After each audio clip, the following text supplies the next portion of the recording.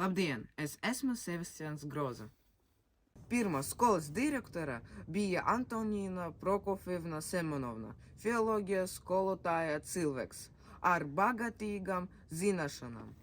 Vai jūs zinājāt, kā mūsu skolas vēsture sākas 1973. gada 1. septembrī skolā atrodas ieprietim Nordiku parkam netālu no Buļļu un Dzirciema ielas.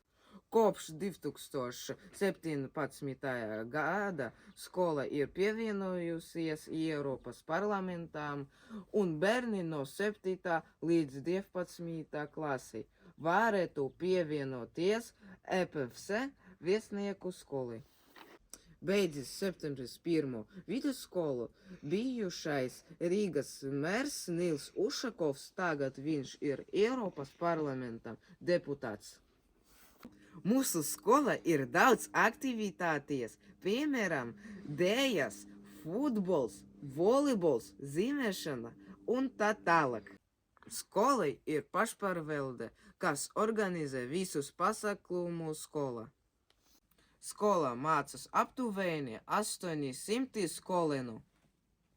Sveicam skolu 50 gadu jubileja!